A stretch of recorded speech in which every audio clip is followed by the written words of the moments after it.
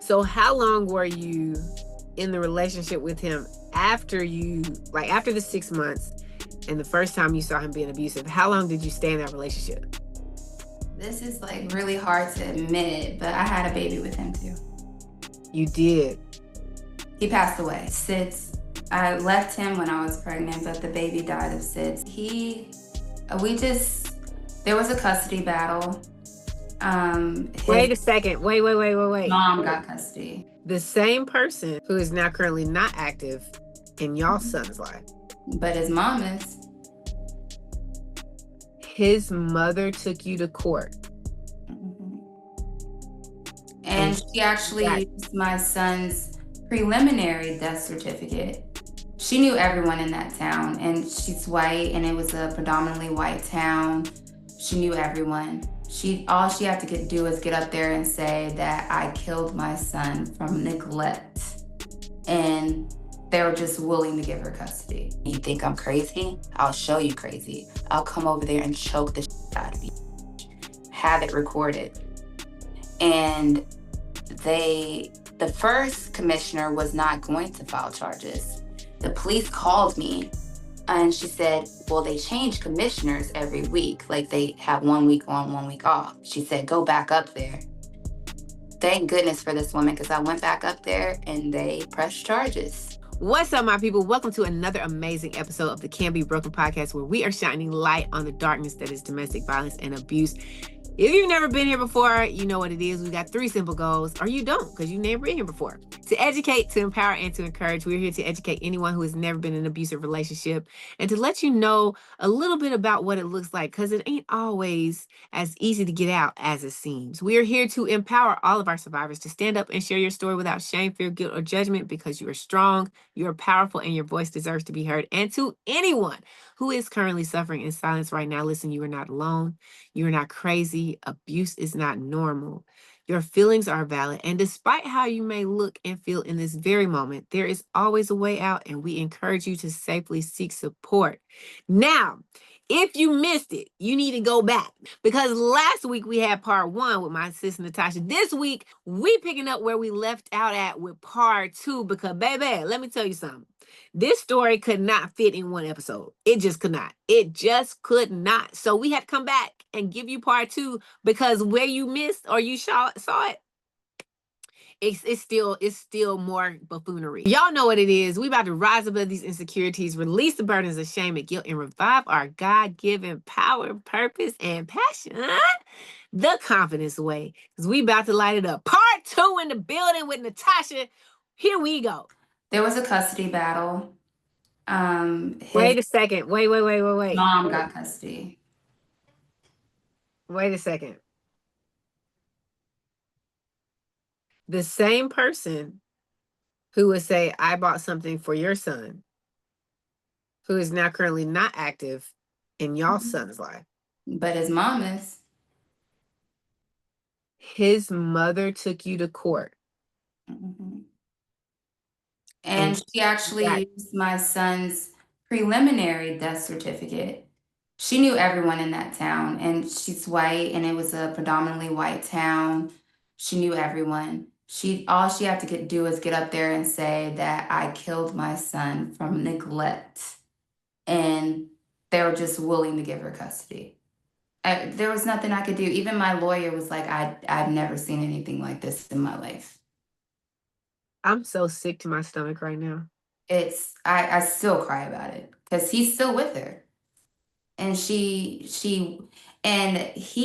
my husband, ex-husband, he bought our son a phone. I'm not allowed to have that phone number, because he said the conditions for him to have a phone was to not give me the number.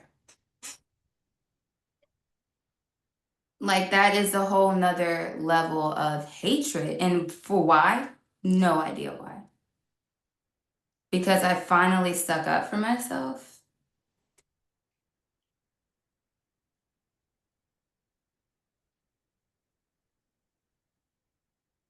At this point, you were 25. 25? Mm-hmm. You're 25. How old is your son before his grandmother gets custody? 5.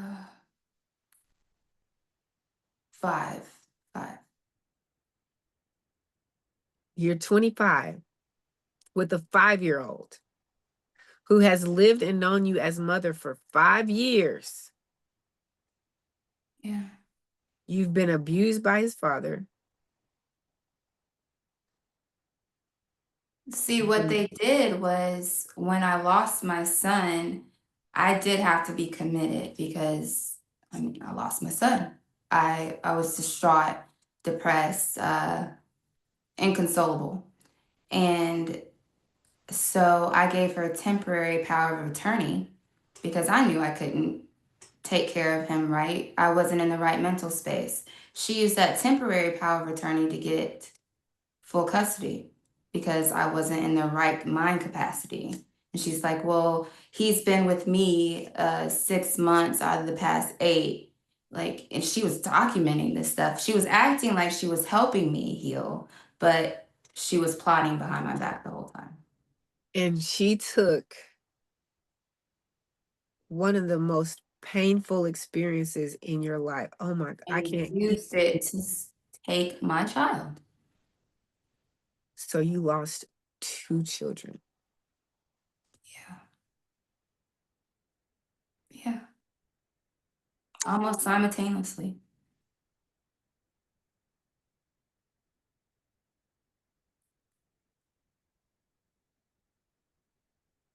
And the control continues because now you don't have access to a child that you were raising for 5 years.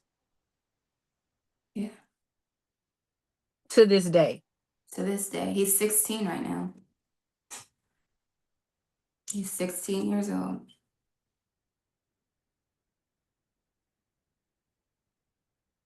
And all I can tell myself is when he's 18, he can make his own decisions. And hopefully she hasn't brainwashed him too much.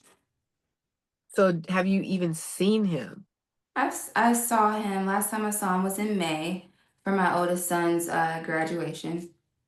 But before that, a year before that, yeah, I see him like once, maybe twice a year. When you have these like when you get to see him and interact with him, how is he with you? Oh, he's great with me. It's just and it's so sad because she is always watching us. Like, so you can see, like, he's like, let's go for a walk just so we can have our alone time. I always let him initiate it because I don't want her to say I did something or I'm trying to do something behind her back. But we have good conversations. You can tell now that he's older, he's more aware of what's really going on as opposed to when he was little. It just seemed like, oh, my mom, just doesn't want me kind of thing. And it gets in my head because he sees that I'm raising his siblings. And I can't imagine what she could possibly be telling him. Like, why your mom is raising all of your siblings, but not you. Like, what could she possibly be telling him to make that okay in his head? And I know now that he's older, because he's a very intelligent kid, that he knows something's going on there. And I do have his number. I actually do have his number now.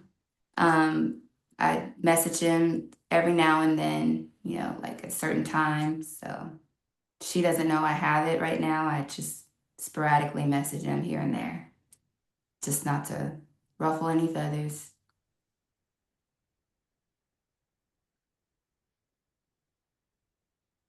I don't have the words. I told you in the beginning, my life is like 10 Lifetime movies rolled into one. 10 of them. 10 of them. Yes. Like every single 10 of them. Like it ain't enough. This is the fact that I am still like on this earth and still functioning is something to be proud of. I tell myself now that I've made the choice to consciously heal. I tell myself, wow, Just wow. That's all I can say. Wow. Because we ain't even got to the last dude. I know, right? Ah, I can't even. I told y'all. I swear they're gonna make a movie about my life one day. And it's gonna be horrific, probably. This is not a movie. This is a Tyler Perry series because you gotta have multiple episodes. Like this ain't Titanic. Yeah. You can't have 4 hours of this. No. 2 people have stolen your children from you. Yeah.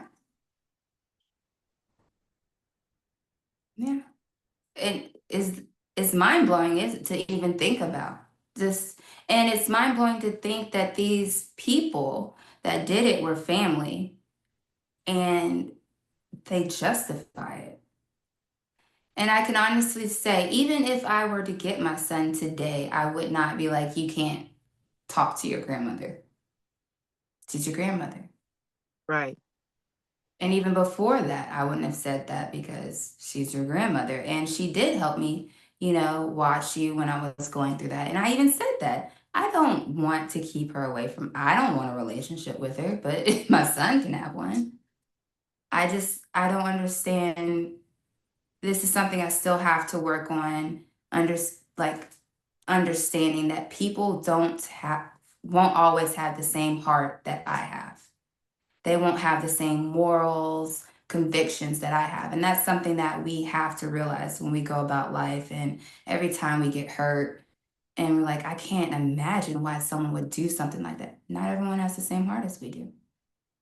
And once we realize that, it does make it a little bit easier.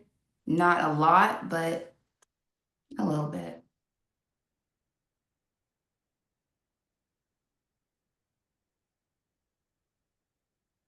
That's outrageous. So she takes you to court to get custody over a child that her son doesn't even want. Yeah. When do y'all get divorced from the paper marriage? We got divorced when I had Noah, my 8-year-old. I was dating a man for 4 years after that. And once we got pregnant, we were engaged and everything. Once we got pregnant, we contacted my husband and was like, you're going to be on the birth certificate unless you sign these papers. And I was like, I'm ready to move on with my life and all this. So, and it was actually about 2 weeks after she had officially gotten custody of my son, because it was a long custody battle. And we got the divorce. I had my son, and I hadn't heard from him until my son was 6 months old, and me and my fiance at the time had parted ways. He never abused me. He just wanted to party. He decided he no longer wanted to be a family man after he decided to have a family. So y'all dated for 4 years. So for 4 years, he was all into you. Oh, yeah. About He got us a house. Y'all are living together in a house. Mm-hmm. Y'all get pregnant. Then 6 months after you have the baby, he's like, you know what? This ain't really what. Mm-hmm. Yeah. So he go out in the streets. Put us out and everything. Puts you out. Because he moved in his friends, his party friends. Calls off the engagement. Puts his fiance and his child out to move in friends to party with. The same woman he's lived with for 4 years. Yes. Is he the same age as you? Does this sound like 1 year younger. And those were his words too when he broke. And it's funny because the week before he broke up with me, I was talking about leaving him because I didn't feel like I was being taken care of, because the doctor told him that he had to take extra care with me because of postpartum depression, and my son was my rainbow baby, you know, after I lost one. So she was like, you gotta stay on it. This is pinnacle time where, you know, depression could get really bad for her. And he just started drinking. You know, I ended up in the hospital for a little bit because I had a clogged duct. So he had to stay home, and he was drinking the whole time. He switched to third shift, and he finally got friends, he said. So when I wanted to break up with him, he started crying and saying, I do everything I do is for you. Please don't leave me. I love you. A week later, he's drinking and he's like, yeah, I can't do this. I feel like I want to have friends and just party and not have to feel guilty about it. And I'm just sitting there like, so where did you go? Husband. I had nowhere to go. Nowhere to go. After y'all signed the divorce papers. And this child of God lets you move back in pregnant. Oh, I already had the baby. I mean, 6 months after you had the baby. Yeah. Lets you move back in with a 6-month-old when he wouldn't even take care. He doesn't even take care of his own kid, who is now in full custody with his mother. Oh, yeah. Oh, oh, you want to hear something really funny? This man was so just out of touch with reality that he said he wanted me to have his baby and that he would pay me to have his baby because he wanted a child of his own. And I'm thinking, you have one. Wait, because I'm listening and I'm trying to connect the dots, and I'm like, surely. You have one. He tells you when you move back in with a 6-month-old that he wants to have another baby with you, but he's wording it in a way as if y'all never had a baby. Yeah. So he completely erases the child he has because his mom has him, I guess. Does he have any other children? Now he has a stepchild. So he only had the one kid with you that he didn't take care of. Then you move back in with a fresh baby, and he's like, hey, let me pop another one in you real quick. Yes. And pay you. And he just wanted that baby for himself too. He was like, no, I'll take care of the baby. It's like, first of all, why would I have a baby and just leave him? The same man who's raping you when you're... Yes, the same man. Like, the audacity. Yes, you heard this right. You heard this right. You are not imagining that. You are hearing everything I said correctly. I need something to throw. What is this? There's so many times where I'm just like, what is life? What is this? What is going on? So when you tell him, no, I'm not doing that, how does he respond? Which time? There were times where I'm just an outright, where he just tries to convince me with money, or the tearful one. I think that might have been my favorite because I would just look at him like, he would cry and be like, well, I don't have our son and I just really want another baby and I love you so much and da-da-da. I'm like, what? He really has, like, he's certifiable. Mm-hmm. Yes. Completely. How long do you and your 6-month-old stay with him before you're able to? It was I am so stuck.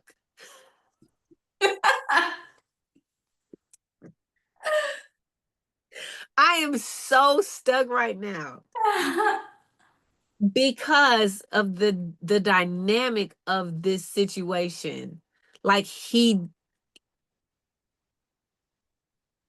there's in no way does he have a healthy interaction, a healthy anything with you. But he keeps letting, like, I can't comprehend. It's like he's really, have you seen the movie Split? I can't remember the kid. Yes. That's gotta be him. No, I think that's my last ex, actually. Because let's sit with this for a second. How many times does he let you move back in, but then he's not, like, it's like he didn't. Did you forget all the other things that happened before? Because he's also one of those men that he's awkward. He wasn't getting nothing. I'm just gonna be honest with you. He wasn't getting nothing. Everyone just saw him as this awkward guy who thought he was better than everyone because he was smart. He got me by drugging me, and so that was his hook. That was his hook. She's already slept with me, so I just got to do this and this, Because he's the backstabber. Yes. Mm-hmm. You weren't even attracted to him in the beginning. Period. Girl, no. No. It says a lot. I mean, okay. We're not gonna overlook the blatant fact that he drugged you to have sex with you. We're not overlooking that. We're not overshadowing it. We're not downplaying it. But it says so much because he wasn't even attracted. Like, you weren't physically attracted, emotionally, any kind of attracted to this person at Had like a all. real conversation with him before that, to be honest with you. And he just starts telling you about this amazing guy. And it's like, why shouldn't I? One, you're insecure and you're young and you've never experienced anything healthy. Why would someone just lie to me about this and they're this best friend? Yeah. Mm-hmm. This joker is a bum. Mm-hmm. He's an educated bum. Yes. Yes. And he drugs you and the get.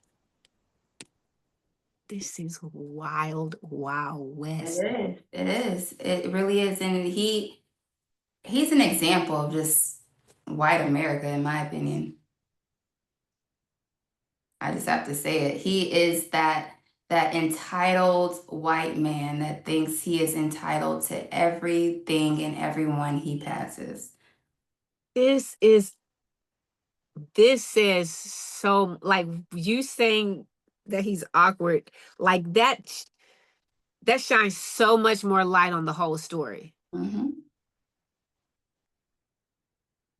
Now I can really a pretty picture. girl gives him attention, he's like, oh, I gotta reel this one in. Now I can She's really pretty picture this. and nice. What? Yeah. I see it all now. I really see it. Oh my gosh. Okay. Mm-hmm. So you move back in. Now he's throwing other characters out, pulling other characters out his hat. Please, let's have a baby. I'll pay you, blah, blah, blah. Like I don't have one already. When do you move out? You I and your moved sister. out about 8 months after that. I got a house. This was in Oklahoma. I had to move states, but I got my own house for a little bit, for about a year. Then I moved back to Tennessee, and that is when I met my daughter's father. Shortly after that, the one that Like Harpo number 4, right? the one that officially broke me. Nah, you can't be broken. Nah, I'm broken but building. That's the name of my page. Broken but building. But yeah. But he So, did a number on me. because for you to say that after everything we just talked about from the age of 3 on up. Yes, For me to say You're right. You're right. For me to say that, yeah. I almost don't even want to put my toe in this water. This like, well, with him, I think why it was just so different is because not only what I was attracted to him, he approached me in a way that no man has ever approached me. Very respectful. It was like he was taken out of a storybook almost.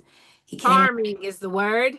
so That's charming. the Came up to me, buzzword he for was these like, people. "You are the most beautiful woman I've ever seen. I would love to take you to coffee sometime. Here's my card." Here I'm thinking, this fool got a card too? Ooh, jackpot. What? You know, he's like, "I want to take you out to coffee." We go out to coffee. He's like, "I got my own construction business." I'm like, "Oh, okay." And he's telling me all the things, telling me I'm beautiful. And And he knows. He knows about your yeah, and I told him about my kids and stuff. He takes me to meet his family. They're amazing. All the things. Then a few weeks in, he tells me he's a recovering heroin addict. Now, I didn't know the extent, the gravity of what that meant. right. I really You've didn't. never been around it. I never. It was just alcohol and pills that I've seen people do, but heroin, I've heard of it. Didn't know how much this drug was gonna mess up my life and me not even take it. And we had even gotten to the point where we went to City Hall and got a marriage license. How long had y'all been talking? Not even long, like 2 months. Like it was, What made you? I have my belief. What made you feel like, all right, he's that dude? Because he's accepting your kid. Like, it's only been 2 months. And in 2 months, he's accepted your kids. He's been charming. You've met his family. They've been lovely. Like, this is a whole different experience for you it's a from whole different. anything you've ever seen in your life. He's talking about our future. He taught me how to paint, so we're going to houses, painting, making money. We were like a power couple there for a minute, like going to Alabama to paint houses and stuff. We were doing great. I was like, In this is two the one. months. I was like, this is the one. You know, he was just he said all the right things. He did all And the right things. for somebody who's about to miss this, he told you he was a recovering heroin addict, which opens the door for you to say, wow, the fact that you would volunteer this information. You must really love me and want a future with me and be honest with me. He's honest, you know, all of that. All looking back, all part of the game. Red flags. All Because Harpo over here, he admitted to slapping his ex-wife, like voluntarily. I didn't ask, but he admitted to it. And I was like, well, why would you do that? yeah. He did it in front of his mom too at that. Like, I'm like all of these things. And I'm like, wow, but he shared this with me. So he must be different. Mm-hmm. Because who's gonna share this with somebody that they're Exactly. If they're the same. to anyone who's listening, when someone volunteer, I can't make a universal statement, but consider it a red flag until they prove otherwise. That if they volunteer information that otherwise, if you found out later, you would have been pissed about, Mhm. it's probably a red flag because they're only giving you the very tip of the iceberg of what they're not revealing. Yeah. And it's a play, it's part of the game. Like, I'm gonna give you this to see how you respond. And once you respond the way I want you to respond, I ain't gotta share nothing else with you. Because now Mhm. you think that That's I'm being exactly. honest about every single thing. And that's what happened. That's what happened. And Somebody missed it. when he relapsed, oh my gosh, it just took a full 360. I remember I was in the hospital with him on my birthday of all days too. And I stayed up all night with him in the hospital because he had gotten MRSA from shooting up. And I spent all night with him in the hospital. How many months in are y'all? Hmm? How many months in are y'all at this point? At this point, I'm pretty sure it was at least 6. So at 2 months, Well, no, it y'all- wasn't even 6. It was probably 3 actually. Yeah, because My So birthday y'all got was in married. Did y'all go to October. the courthouse and get married, or y'all just went to the courthouse and We it got didn't? the marriage license. Okay, but y'all didn't We actually do never got anything. it officiated. Never got it officiated. Whew. So 2 months in, like within the span of 2 months, he done, I mean, he laid out all the Disney stuff. Then Deep. y'all move in together Ick. with your children. Does he have any children? No. He doesn't have any children. And I can't say it is or isn't, but one thing that stands out to me is like you said, when he relapsed, it was bad. I'm curious, was it a relapse or had he already like been hiding? Like I shared with him. I recently found out that he recently, like within the past 3 weeks, found out he never quit. He was just managing. He was I just had managing. the strongest feeling that it wasn't a relapse.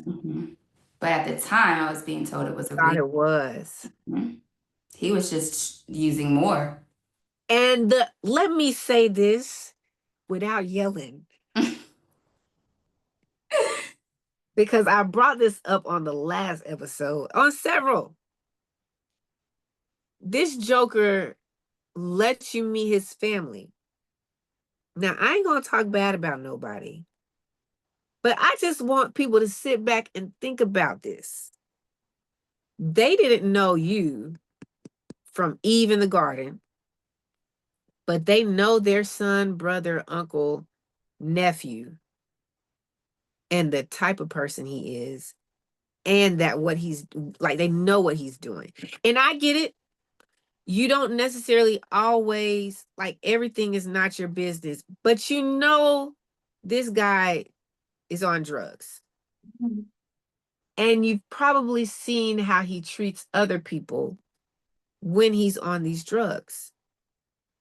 And for no one to pull you to the side and I say, think his sister was trying to hint at it in a way. I'm very close to her right now. It's like, but she would always be like, when we were together, she'd say, Bo, don't mess this up. Seriously, Bo, don't mess this up. I know you, don't mess this up. And after a while, I was like, why is she so adamant? He no, seems perfect. no. And she'd look at me and be like, you okay? He doesn't deserve you. She'd say stuff like, he doesn't deserve you. I'm like, why does she say that? Okay, so I'm gonna go back and say what I said with my whole chest. You hear me? Sternum, rib cage, and lungs. You hear capillaries, all of the things. Nobody, because at the end of the day, I could say don't mess this up because somebody cheated at one point in their life. You know, I could say don't mess this up because You're right. there's so many softer reasons for why someone could have had a good person and they messed it over because they were selfish, they didn't know how to communicate, like all of these things. This is heroin. It's huge. And abuse. I refuse to believe that someone can be family or related or close to someone who has an addiction like this and is abusive like to this level and you don't know it. Well, I was told that he was never abusive. Well, never put his hands on anyone. I don't know about So any. you just all of a sudden the first person that he wanted to put hands on. Which just, can I tell you how horrible that can make somebody feel when it's presented that way? Like, what about me? Like, what Because it's not about me true. that brought this out? It's not true. It's not. Because who goes from not having a history of any kind of abuse to one person? Like you the first? And I get like as somebody has to be the first. I get that. But we talking about drugs here. Yeah. And he's been on the heroin for over a decade too at that. So they knew, and nobody said, even, okay, we'll give them that. We'll give them the lie. that nobody believed or knew he was gonna put his hands on it. But I'll give you that pass. Pass, you got it. I give you them 10 points. You knew this man was on heroin for a decade. And the only thing you could say was, don't mess this up. And we close now, because you just said me and you, we close. Blood, I think there's an issue with loyalty here. Not just here, because Yeah. I'm talking about me too. Misplaced loyalty, being loyal to someone who's abusing me, like hiding this from other people. And in this case, like the person, this Harpo over here, he didn't have friends and family. You know what I'm saying? He had family, but he didn't care to hang out with his family. The only time he really wanted to talk to his family is if he needed something from them to help him out. He didn't have like this close-knit family. They're close-knit, but not with him. I can believe that they didn't. No, I can't, because he went to jail for doing it before. That's a whole lot. You know what I'm saying? You're I can't fake. even. Let me not catch myself. Wait a minute. No, I can't. I can't, because the Joker went to jail before Yeah. for the same thing. And you're this part of the family keeping kids because he can't have custody of his kids. This part of the family ain't fooling with, like. So I ain't even. We're not even gonna give that. We ain't even gonna pretend like y'all don't know what's happening. You're right. All right. So my problem with I've never been in this situation, but I would like to think that the heart that I have, if I know that, one, would I still be friends with someone I know is abusive? No. But I would like to think, because I can never say never. I've learned that in life. I've learned that. If, you know what I'm saying? Like, I would never, but boo-boo, you did. Wait till you're in that situation. You did. I would like to believe that who I am, if I see, as much as I love this person and the good side of this person, I would not want to let someone else experience or play Russian roulette with the idea of possibly experiencing what I know this person is capable of. I would be like, no. I struggle with today. Like, I'm like, if that were my son, I'm talking to this daughter. Yeah. I don't know whose daughter it is, but I'm talking to them. And you have to give them because in all honesty, they might not believe you. In all honesty, they might be caught up in, well, he's not going to do that to me. And okay, but at least I did my job. You did your part. Yeah, you tried. I tried. Nobody. And you said, and his family was great. And not now one of them jokers was no one until after the fact. And it's just, and more facts just keep coming out about it too. Just like, oh, he was never clean. Oh, that actually never happened. And all these things, these stories that he told me to reel me in, I told them to like his sister, and she's like, because she was asking me, how did my brother reel you in and keep you for so long? And I was like, well, he told me about this one instance with his ex-fiance. She was like, wait, what, who? And I was like, yeah, he saved her son. She goes, that never happened. And so I'm telling multiple, so she's like, I don't know who you're talking about, but that's not my brother. And I'm just like, and that's when it really just freaks me out. I was already gone, but it's just like, whoa, I was dating an absolute fictional character. Yes. Nothing he told me to get me was true. Yes. So everything that I was fighting to get back to was never even true. So this person that I stayed with because I wanted to get back to where we started was a lie. And once I realized that hurt. That's the thing. Hurt. That is the thing. People stay for different reasons, but I do believe the baseline is, in most cases, you showed me somebody and I believed you're capable of being that person, and you were never capable of being that. That was the person that wasn't real. Yeah. And because I thought that person was real, you said it. I stayed because I was hoping we could get back to this life that was Alice in Wonderland. Like Yeah. it didn't exist. It never You went existed. down the rabbit hole. Mm-hmm. So you meet this guy. Mm-hmm. All things Prince Charming. You have no idea that people are capable of turning this on and off. He's a recovering heroin addict who was never recovering because he just remained an addict. 3 months in, you find out that he's not recovering. Oh no, I found out recently that he Oh, never that was quit. recently. Okay. Like So 3 months recently. in, I just thought it was 3 months in, I thought it was a relapse. it was a relapse. Yes. Yes. So before the relapse, there was no signs of abuse. No, there weren't. He was amazing. Like there were small signs now that I look at it, like Mhm. that it control.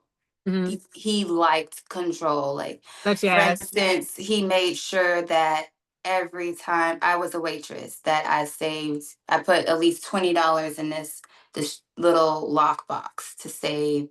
He wanted me to share my location wherever I went. I what was he stopped when you hanging. said that? When he said, "Hey, how did he present that to you?" He wanted to make sure I was safe. I just needed somebody else to say it, not me. That's Yeah. all. Go on. Yeah. Okay. It sounds good. Especially since at the time I worked third shift and I'd be driving at night and being out at night. Mhm. Looking back, I'm like, wait a minute. Now he needed to know where you were going, if you were actually going to third shift, how long you were there, how long it took you to get back home. Okay. Mhm. Yeah. Okay. Yep. Okay. Hmm. So the control was in those ways. Yeah. Um, so once he had the relapse, did the abuse come like during that moment or was it still It delayed? was gradual. It was gradual. It started when I spoke up about what I was seeing. I started questioning things. Like we'd go to a job and he'd say he had to leave to go get supplies. And this was in my car. He would leave me at the job in my car. But he'd be gone for like 6 hours. I finished the job. And he'd be like, oh, yeah, well, I ended up having to do an estimate for another job. And I remember one time he was rushing when he picked me up, rushing, just driving like a madman. He's like, I gotta make a stop. And I had known by this time that he was using. So in my head, I was like, I hope it's How not a did you drug find stop. out? I found a needle in my car. When you found it, did you tell him you found it or did you keep? I told him. He was there when I found it. I And how said, did what is this? And at first he's saying, I don't know where that came from, da da da da. And I'm like, well, I obviously am not going around with needles.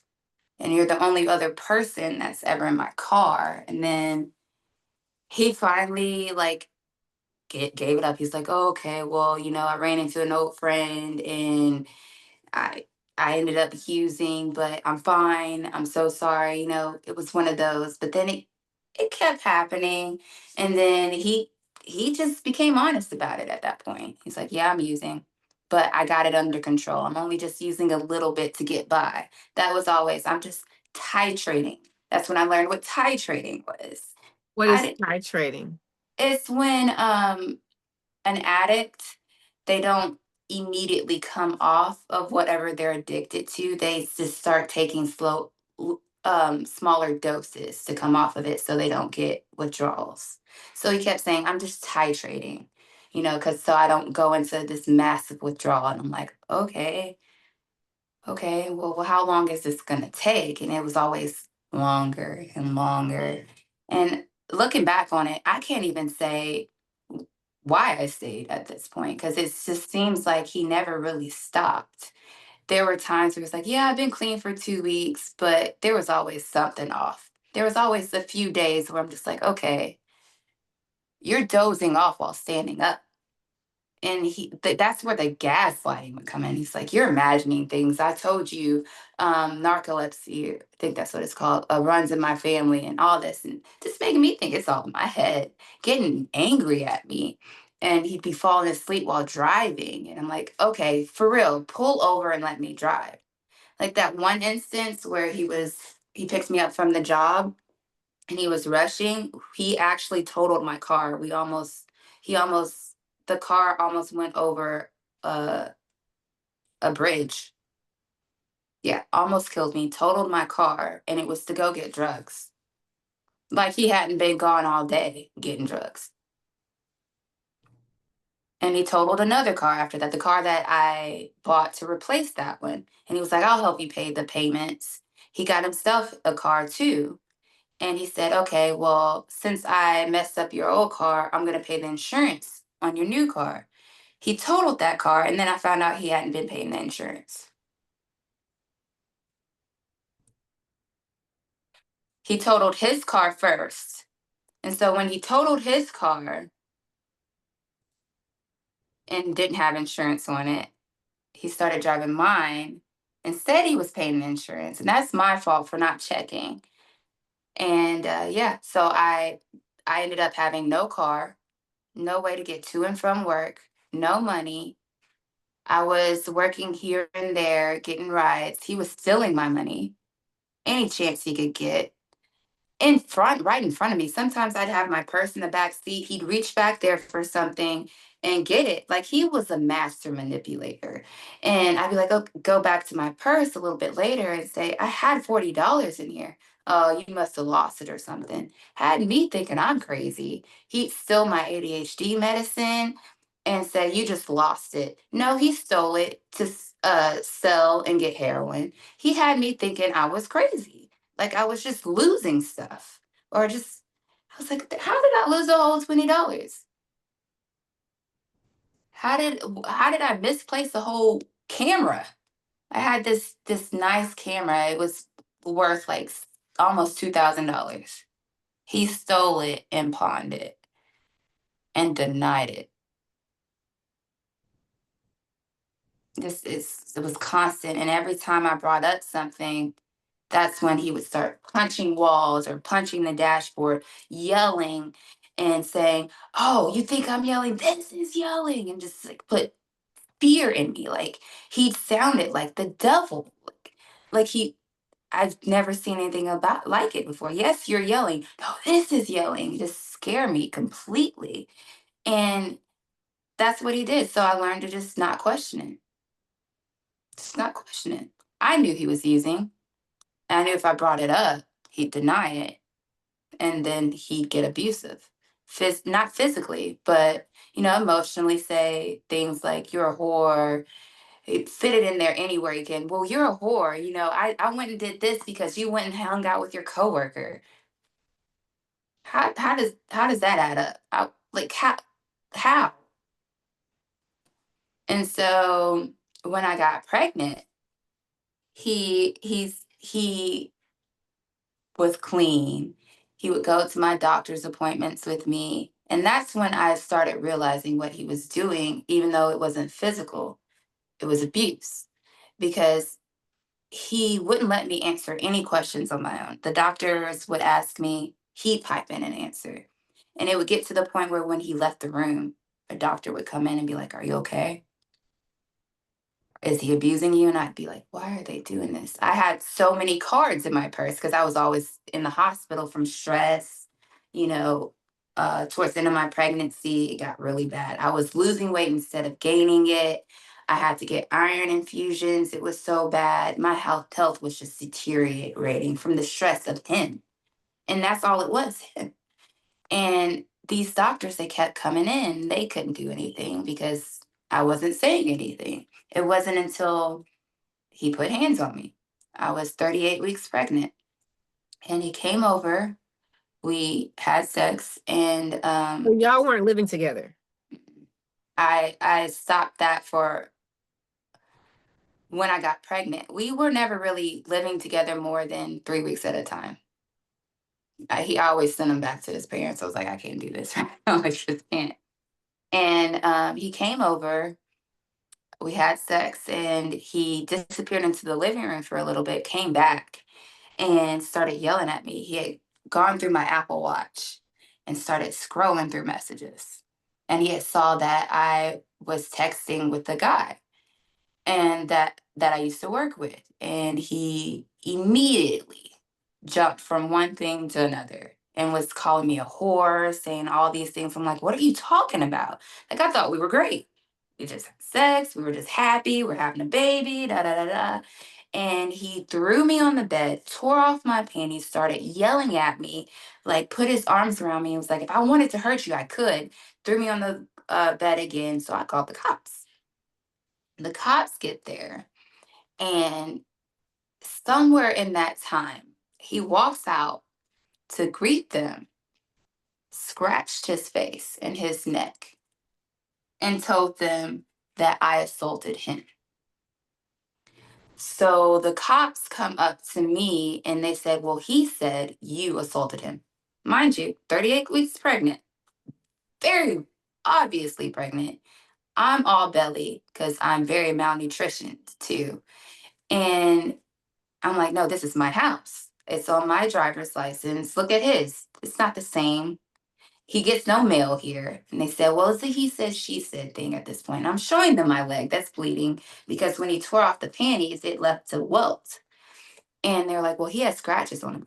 All I did was throw a stuffed animal at him. That's all I did. They said, well, he said he lives here. You're saying he doesn't. Do you mind if we come in to see if there's any man's belongings here? I said, go for it. They go to my second bathroom and there's men's shower gel. I have a 16-year-old son. I said, I have a 16-year-old son. They said, well, we can't tell whether it's the truth or not. All we can say is one of you has to leave for the night. One of you, it's my house. So he leaves in my car. I said, you know, that's my car. They didn't do nothing about that. And they said I could choose to file a police report, like an official one to press charges or not, but I could pick up the police report the next day. I just told him to stay away from me. I hadn't planned on doing anything. I had made a decision. I was out to eat and he called me, making these threats, and this is what did it for me. I didn't give in and I said, no, you're not going to be there when I have the baby. And at this point, they had already scheduled for me to be induced because after that assault, I had to go to the hospital because I started contracting so bad they had to stop the contractions. And so they were like, okay, we've had too many complications. We got to induce you. So I was scheduled to be induced like 3 days after that. And he calls and he's like, I'm going to take that baby from you the second I get a chance and you'll never see him again. And I was like, I cannot let this man terrorize me like this. And now he is bringing my unborn daughter into this and threatening her in a way, threatening to take her away from me. And so I went up to that police station and I made that leap and I filed the order of protection. I showed them every text, every video, because I had an iPad and I had this one video that of me recording the conversation of him saying, you think I'm crazy? I'll show you crazy. I'll come over there and choke the shit out of you. Have it recorded. And the first commissioner was not going to file charges. The police called me and she said, well, they change commissioners every week. Like they have 1 week on, 1 week off. She said, go back up there. Thank goodness for this woman, because I went back up there and they pressed charges. He wasn't allowed to come to the hospital. He called the hospital saying, well, that's my baby and I'm going to get custody. And like, well, you're not allowed up here. So, and yeah, it just, he told everybody that the kid wasn't his, that I was a whore. They ended up doing an at-home DNA test on him while I was at work. just a whole bunch of mess. There's so much to unpack in that last 5 minutes. So much, from like people who were put here to protect us, not protecting us. Because like it's not supposed to be comical, but it's so absurd that you have to laugh at it. Mhm. Because it can't be real. It can't. Thank you. But it is. I say that all the time. I'm just like, I'm laughing because this is life and it shouldn't be. You call the police and their response, okay, I get to a certain degree. This guy shows up. I halfway get to a certain degree because you call the police, which means the dispatcher should have, I don't know what they do. They send them to the house of residence, but when you call, they ask who's calling. They know it's a woman. Mm-hmm. They get to the residence. Hey, there's a domestic case. Go check it out. The guy comes to the door with scratches on his face. Okay, I understand how that looks. Mm-hmm. I can Sorry. halfway understand that you don't want to jump to conclusions because you see a lot as a police officer. Yeah. And the woman could have assaulted him. But to come into my home, who I have proof of residence and he does not, we're not married. You don't have any history of me calling on him before and then me staying with him for you to say, well, she gonna stay with him again. This is the first time. Mm-hmm. You come in, I show you and tell you this man ripped my panties off, left this welt on my leg. I don't know how he scratched himself, but it wasn't me. You can look under my fingernails if you want to do a DNA kit right now. And your response is, well, is he say, she say, even though my mail, my address on my license points to this being my residence, and there's nothing in here that points to this being his. You go into my house to see if you can find anything that like anything that belongs to me. So And it's what? some shower gel, some Axe shower gel. My brain is at this point. Anything means he left a pair. There's a pair of shoes here, sir, ma'am. He's here. He's proof of there being a male in this house. If that's what we're going with, That doesn't mean he lives literally here. right here. That doesn't mean he lives here. That does not mean he lives here. Yeah. And because you see shower gel, and I have several sons, Mhm. you say I can't do anything except I'll give you an opportunity to file a report. I then go and file said report. And the first time I filed, sir, can you show me what you reported when you came back to after this call? Because you got to do some paperwork after a call. Let me see your paperwork, please. Because the first time that I do come and say that you said I could file this report, I filed the report. The person who I filed it to dismisses it. Mm-hmm. After I've already had to be in the hospital because the experience that I had with this person caused me to go into premature contractions. And all they can say is, well, all I can say is to just don't contact him. I'm not contacting him. Oh, well, I mean, if anything, you can file a harassment claim. What? Thank God for the other woman who says, come back next week.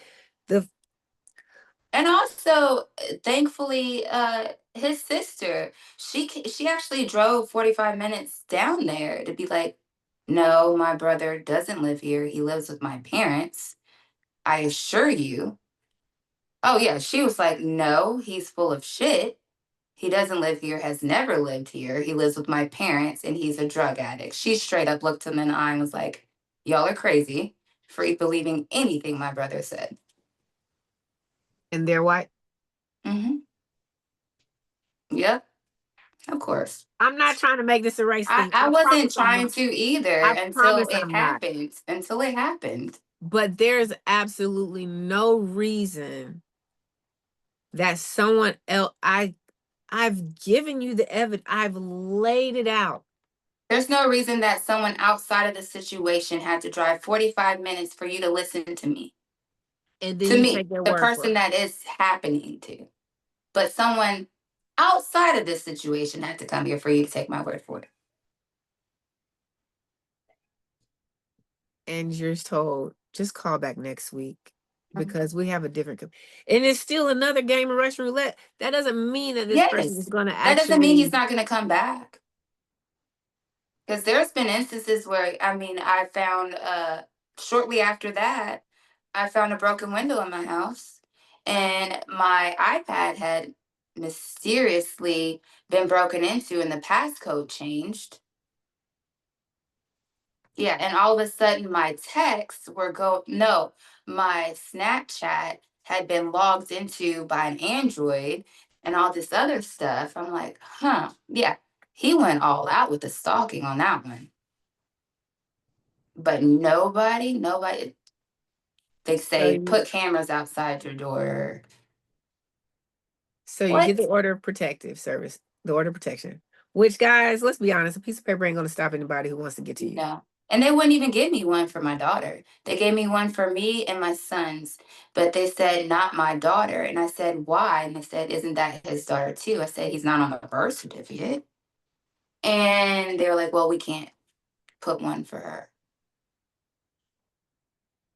Because any other time when there's custody involved, the name got to be on the certificate. Mm-hmm. Y'all, okay, so when I do these introductions on this show and I be like, how people get in abusive relationships and how they stay in abusive relationships and blah, blah, blah, we gonna find out. People don't understand that the women and men, because men get abused too, but I haven't had any guests on the show. So the women who have had the courage to take the step to go to the police are dismissed so many times that it's like, what's the point? Like, I can't imagine, because I never called the police. I came really close once, but I can't imagine finally getting to the point where I had the courage to call the police, because the fear is if nothing is done, like if you don't take him, you're leaving him with me, and he's only more angry. He's going to be angrier. Yes. So for those of y'all who did call the police, this is what's happening. Like, people think that you should just people think that if I call the police automatically, everything's going to be okay. They're going to get the person to take them away. No, one of y'all have to leave. Y'all make it. Y'all have a kumbaya moment and make a decision. Yeah. Rock, paper, scissors it. Not even enough. Not even to say, sir, you got to leave because you don't have any proof of residence here. Yeah, not that. No.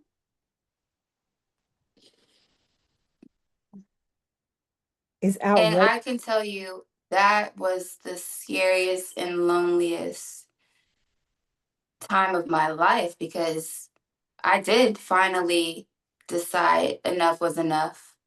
I did call the police because I said, this is it. And I knew reporting it, at least I thought, that would be the beginning nail in the coffin. There's no turning back once you go to the cops, right? And for them to just dismiss me, that was a scary and lonely feeling. I cried. I felt so alone. I felt hopeless. Because because they're literally outside. They're the only people. You don't have family. You don't even have somebody you can call and be like, hey, don't tell me what you're going to do, but I'm letting you know I need protection and safety. You go handle it however. You don't even have that. No. So you call the police, they send you. 3 days later, you have to be induced. Which happens to be the next week. The assault actually happened on a Tuesday, and I was supposed to be induced that Friday. They were going to induce me that Friday. They didn't? I ended up doing all the things to go into labor naturally. So Okay, I so you didn't have went to to do labor like 2 hours before I was supposed to be induced. So. Okay. And you're in the hospital. He's not there because he doesn't know. He But found out. He called up there. He was just not allowed up there. he's not allowed to come. My best friend came up there. She made sure all the nurses knew, but they knew anyway. I have a feeling they wouldn't have let him up there anyway. Right. Because they knew me very well at that hospital, and they knew him very well. So yeah, she made sure, and they told me when he called and everything he said and all this stuff. And you want to know what's wild? Like, as I listen to our stories and listen to stories of the abuse as it pertains to women who have actually spoken up before they had their baby. It's not the police officers. It's not even security at the hospital, because I've had a conversation with somebody and they were male, like he physically assaulted her in the delivery room as she's waiting. I can't remember if she already had the baby or if she hadn't had the baby yet, but men officers came up there and they didn't take him out. But I bet the doctors or nurses did. It's almost like, hey, don't even call 911. Just be like, hey, take me to the hospital. Let me just call the hospital. Yeah. But the thing is, they're gonna be like, if it's an emergency, call 911. Y'all are my 911, because the police ain't doing nothing. But if the hospital calls 911, maybe they'll listen or something like that. I don't know. It's outrageous to me. Like the nurse, it's not the school counselors. It's not Child Protective Services. And this is just the history of the conversations I've had. You know, this year. And it's not the police. It's literally, in any time a woman has reached out, the person who has taken the appropriate action was a nurse. A doggone nurse. They weren't going to let him come up. That's crazy. So you have your daughter. You have her vaginally. So you're only there 2 days. Yeah, 2 days. The most peaceful 2 days of your entire. It was beautiful. It was beautiful. Yeah. Cause baby, when I wanted to be like, y'all, you sure you don't want to keep me another day? What do I need to do to make you feel like you sure I'm good to go? I can stay. I remember they were gonna let me go after 1 day. They said, or you can stay one more. I said, please. Because I got quiet bedroom. Yes. Y'all are keeping him away. He can't call. This is peaceful. So you get discharged after 2 days with your sweet daughter. Y'all go home to your place. What happens after that? The guilt from everyone, not just him, everyone. It's just like I feel like he would be so happy if he saw his daughter. Yeah, when we told him that you had given birth and he had a daughter now, he just kind of went in his room and got under the covers and was so depressed. Can we just come over and see the baby for a little bit? We won't even let him talk to you alone. So. Let's just, for anybody who, fell asleep or did whatever they needed to do during this moment, the everyone you're referring to is nobody on Team Natasha. It's all on Team Harpo. Because his sister was just like, no. But his parents, that's why I try my best to think, what would I do if it were my son? Trying to figure out how they can justify, standing by him for so long, especially after he helped create another human being. That was the part for me that really was just like, okay, now he brought another life into this world. Like, now think the dynamic should change now, but it didn't. It Because was still his he's still world. a drug addict. Mm-hmm. They're looking at you literally as the host. They don't see you. They just see, that's my granddaughter. Could ignore how emotionally traumatizing it would be when the last time this man was in my house, he assaulted me, got the police called on, he took my car and left. So you want to bring him back into the house and you're going to say, oh, don't worry, we won't let him talk to you alone.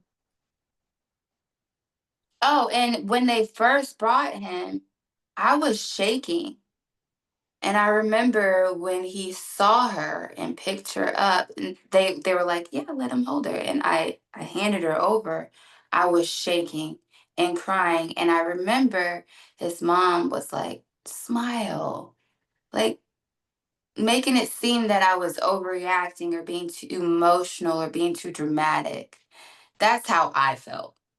And I was like, I was ruining this happy, beautiful moment, when in all reality, they were interrupting my peace and my time with being back home and readjusting and trying to get on with my life, They didn't see that. All they saw was their son has a daughter.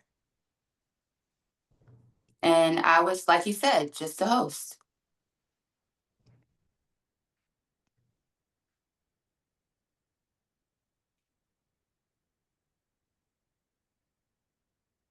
There's no telling what kind of trauma. And of course, I'm not saying this to minimize anything this Joker did.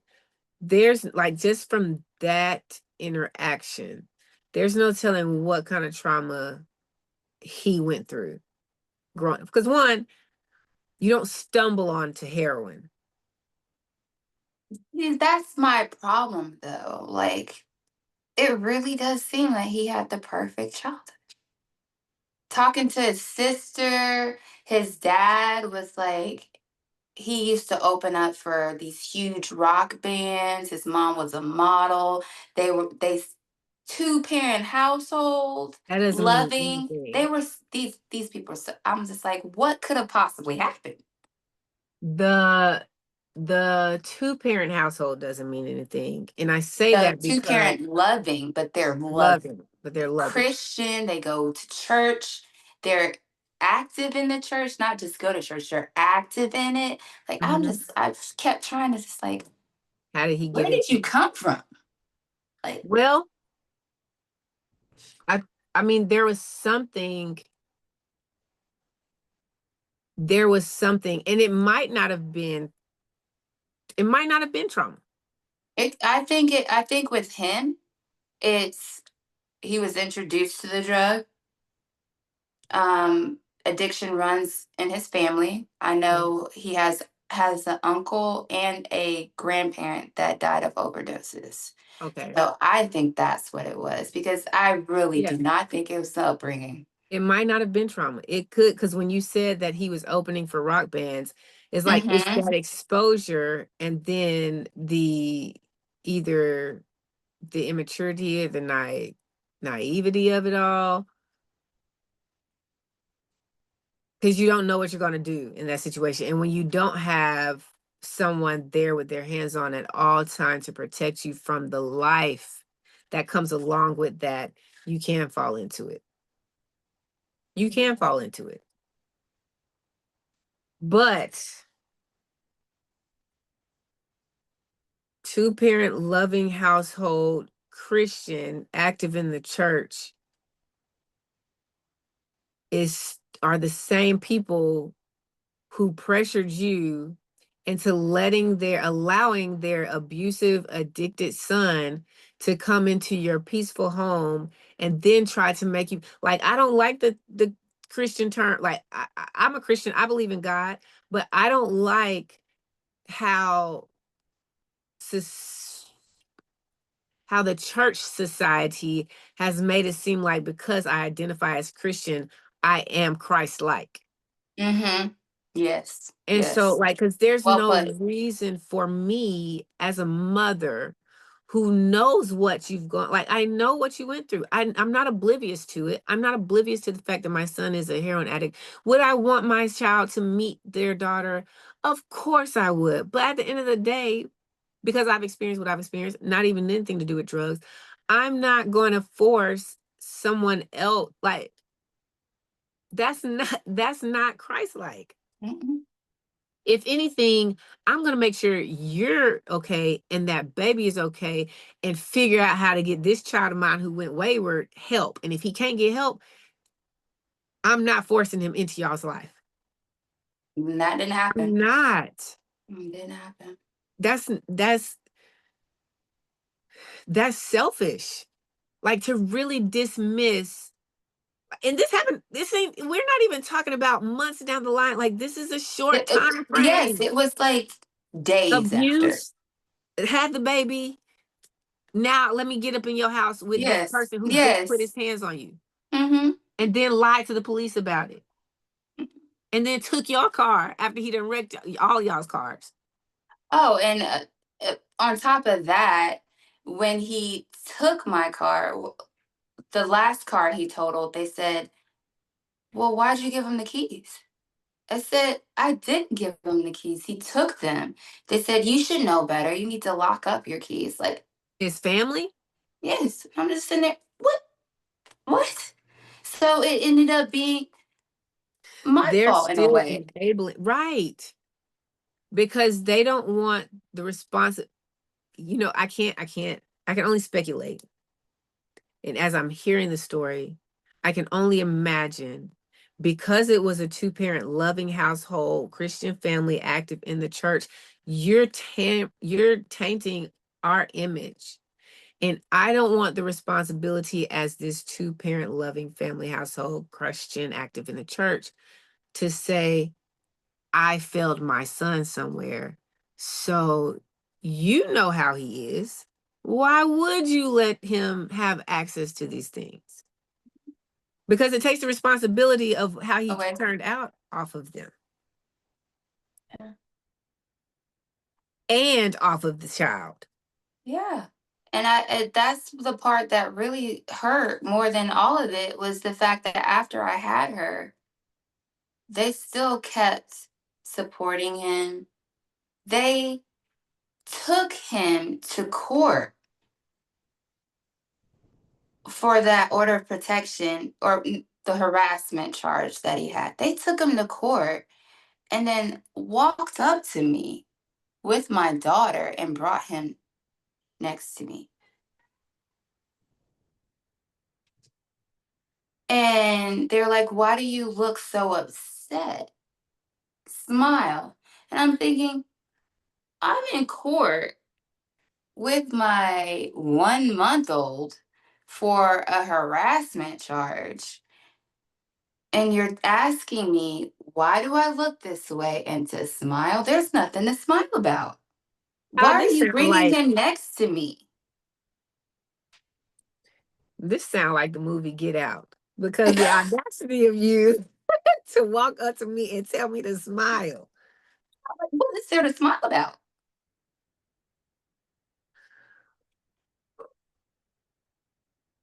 And to see them on his side of the court while I'm just sitting there alone. Yourself. Like, how is he getting all of this support? Why is he getting all of this support? You don't have support. And I have nothing. And how do you justify that? He's your son. She's your granddaughter. She's innocent. She's been on this earth for less than a month. And you're putting your son's wants, because this is not a need, you're putting your son's wants over the safety of an innocent child. Because if we're going off your logic, you know how your son is. Why in the world should he have access to his daughter when he's Exactly. an active drug addict? Yeah. These are the same people that when they watched my daughter for Christmas the first year, called me and said, he, was holding her and almost dropped her because he was dozing off while standing. They told me this, yet still supported him. It's like, oh yeah, don't ever leave her alone with him, but at the same time, you should let him see her. People don't get it. And people think that, yes, there are women in this world who use their children as a weapon to get back to the person they chose to sleep with. Yeah, Yes. there are. But what people fail to realize is that every man who fathers a child doesn't automatically have deserving rights to that child, because they're not in the best interest of the child. Yes, that right there. And it's something I sit there, even with him, when I talk to him, the only thing that makes you a father is that sperm. That is the only thing. So I'm supposed to give up my peace, my healing, because of 2 minutes in the hay. And risk my child. Like, Yeah. at the end of the day, if I'm doing this with no thought to it, I'm not protecting my child. Mm-hmm.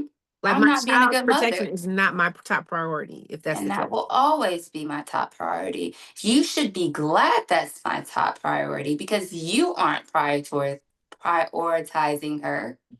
Girl, you got my heart racing, and they ain't supposed to be like this. How, like, they don't. Like, I You want said to it's not supposed to be like this. It is not supposed to be. Like, it just blows my mind, because it's like, ma'am, you're a mom. Like, you remember when you first had your child, you remember how overprotective you were of this child. Yeah, and thank you. You've And been his here sister before. even said to their dad, what would you have done if my husband had assaulted me? Would you have told him, or would you have told me to just forgive him? She told that to them, and they're just like, well, it's different. No, it's not. It's not. The only difference is the male in the situation, the abuser, is your son.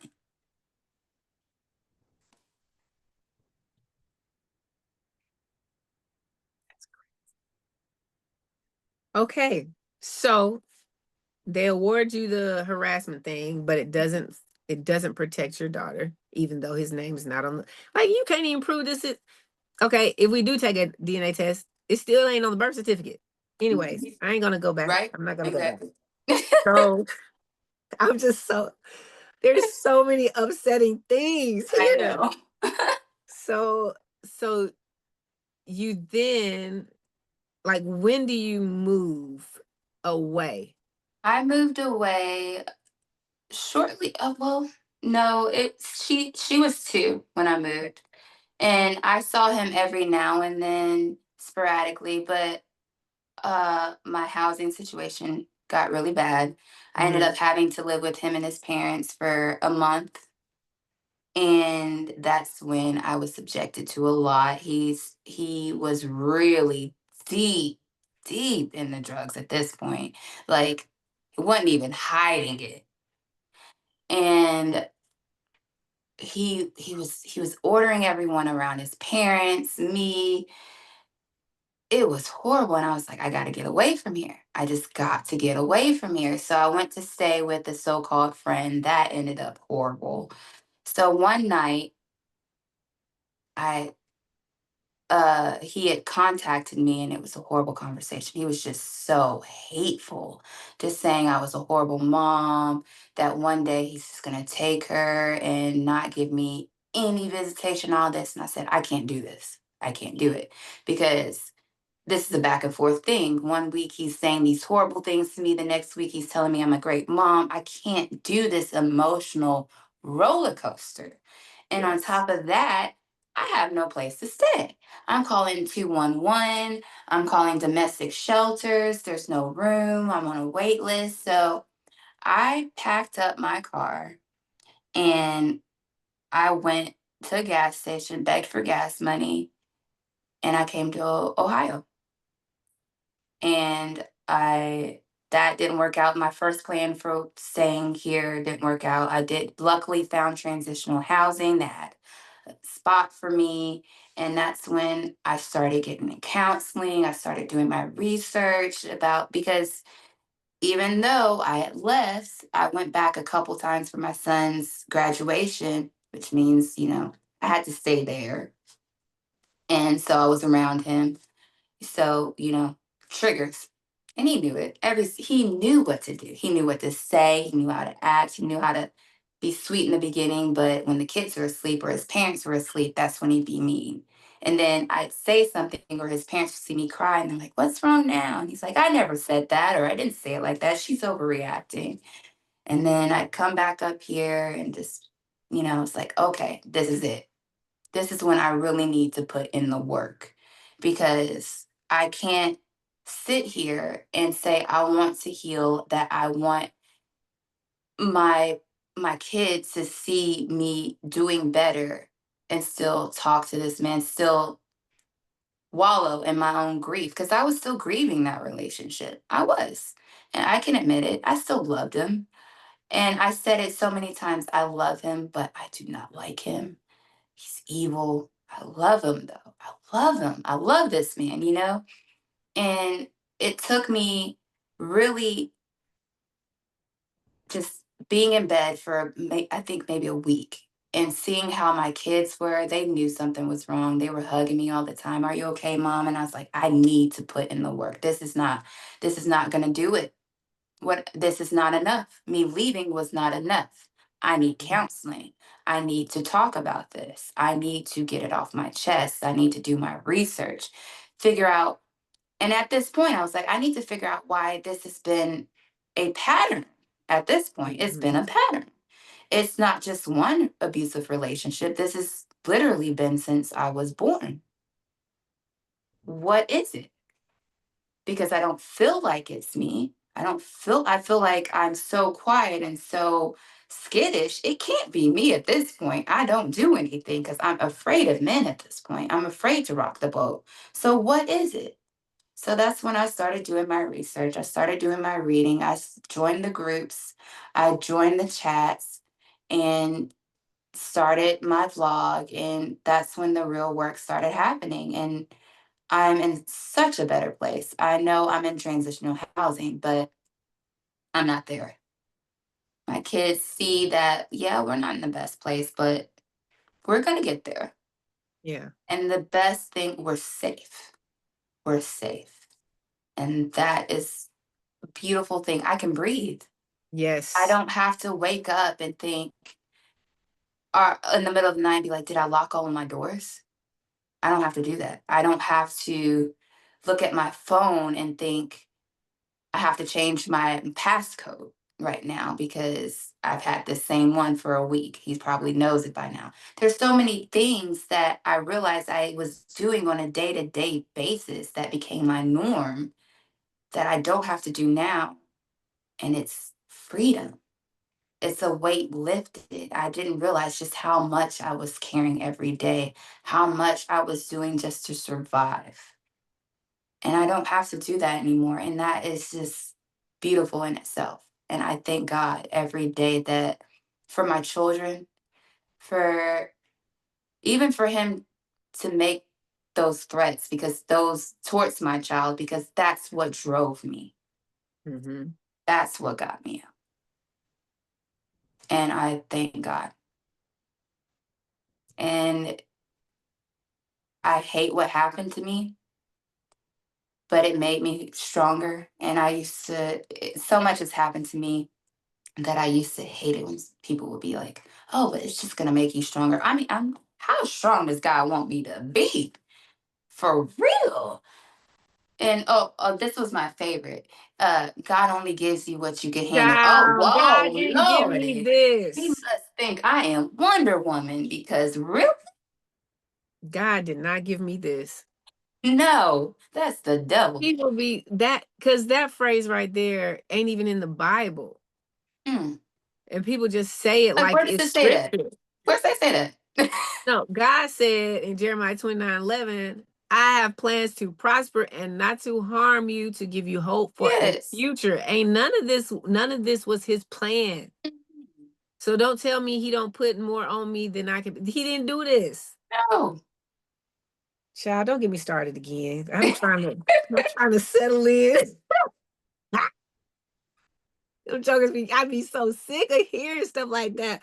Or it'd be like, God's plan. And I'm like, our decisions aren't God's plan.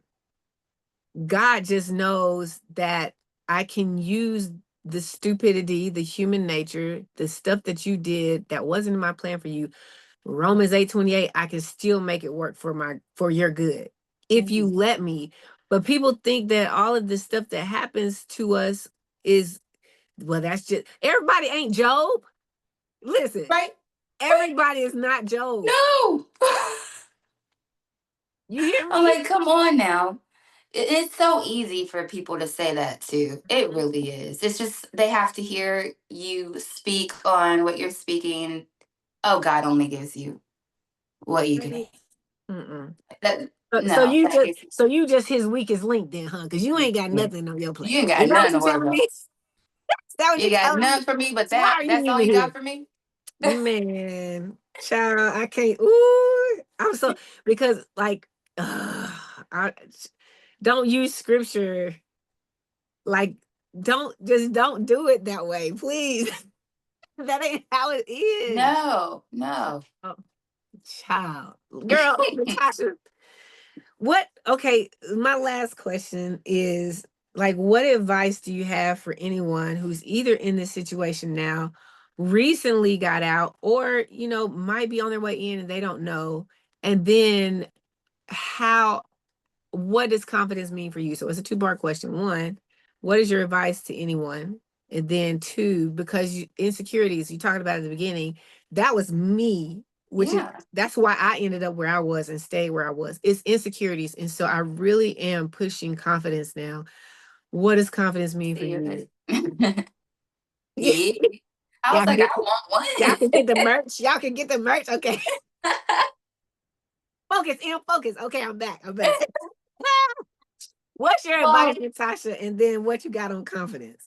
My advice would be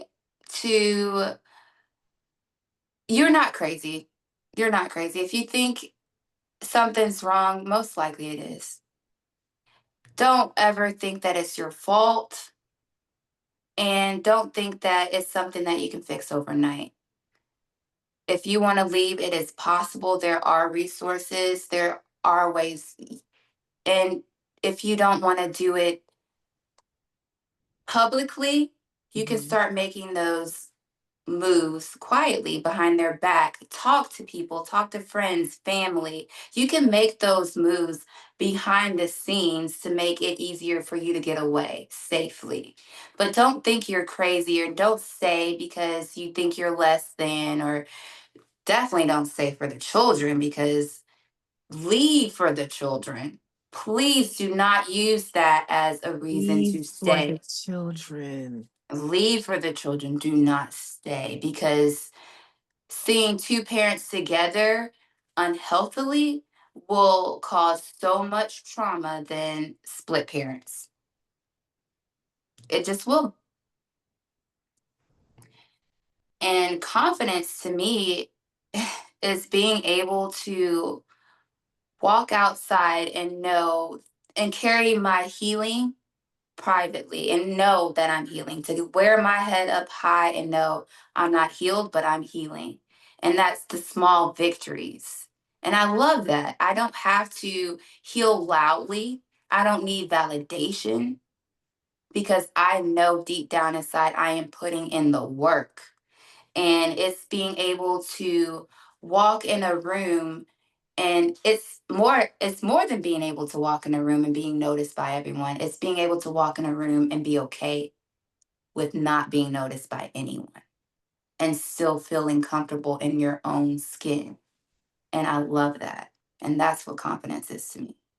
Child, you know what I need? I need to get a microphone so I can just mic drop. So I can just mic drop.